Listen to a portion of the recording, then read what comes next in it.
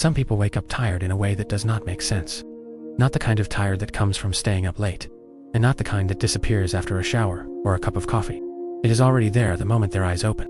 Before the day begins, their body feels heavy. Before their thoughts fully form, something inside them already feels drained, as if waking itself requires effort. They often stay still for a few extra moments, not because they are lazy, but because re-entering the day feels like stepping back into a weight they never fully put down. This exhaustion is quiet. It does not announce itself.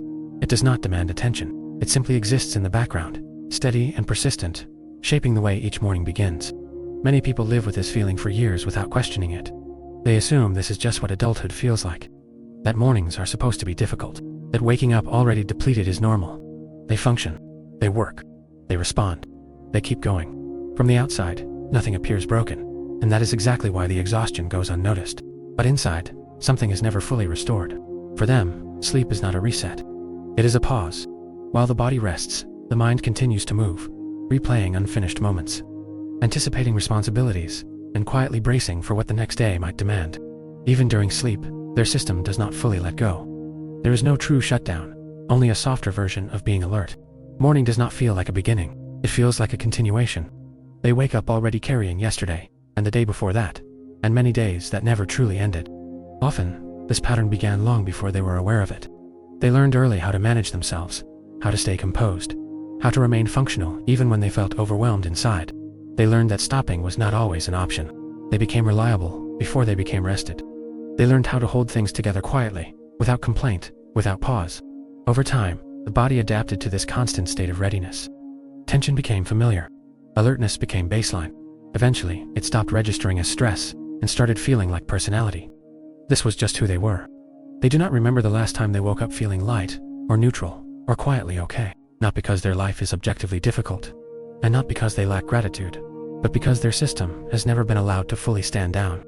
Rest was something brief and conditional, not something deep and restoring. When someone wakes up tired every morning, it is rarely only about sleep. It is a signal the body has been sending for a long time, a record of emotions that were managed instead of processed, of pressure that was absorbed without release, of days lived in endurance mode without a visible crisis. The body remembers what the mind learns to ignore. This kind of exhaustion does not respond to motivation, discipline, or better routines. It was not created by poor habits. It was created by endurance, by staying alert when rest was needed, by holding everything together when it was never safe to fall apart, by continuing long after the system quietly asked for recovery. Some people are not tired because of what they are doing now. They are tired because of how long they have been carrying themselves. And if waking up feels heavy every single day, it may not be because you are doing something wrong. It may be because your body has been asking for something and never fully received. A sense of safety. A moment without demand. A form of rest that reaches deeper than sleep. Because some people are not tired from today. They are tired from how many yesterdays they never got to put down. For many people who wake up tired, the exhaustion is not dramatic. It does not come with panic, sadness, or a sense of crisis. It exists quietly, woven into the structure of their daily life.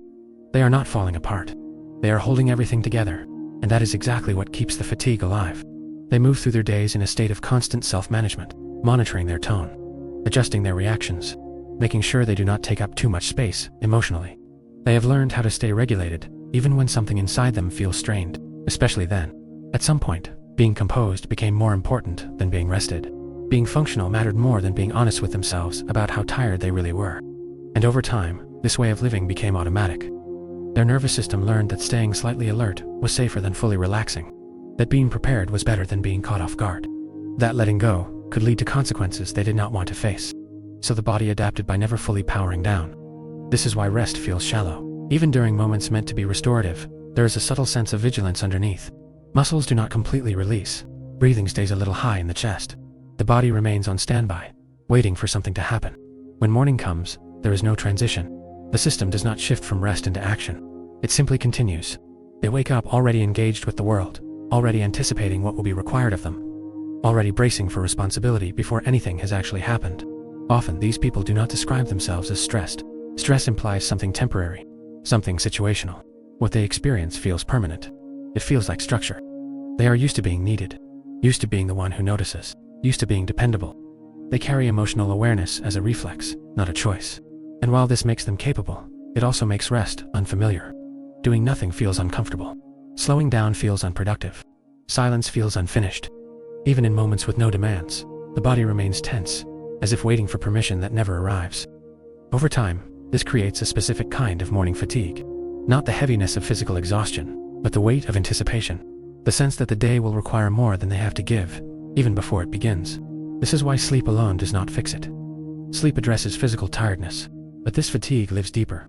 It lives in a system that has learned to equate safety with control, and rest with risk. The body does not forget how it learned to survive.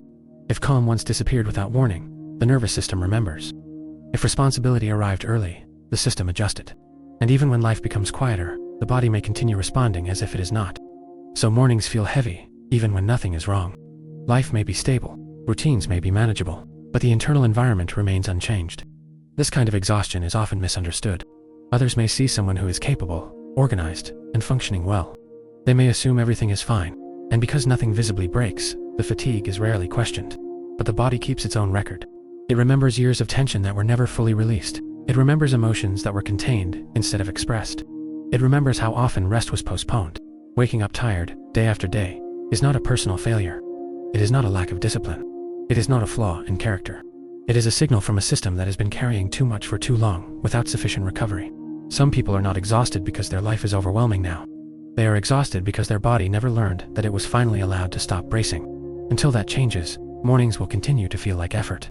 Not because the day ahead is heavy, but because the system begins each day already loaded. And sometimes, the most exhausting part of waking up is not what lies ahead, but the quiet realization that rest never truly arrived the night before. There is a specific kind of morning silence that some people know very well. It is not peaceful. It is not calm. It is empty.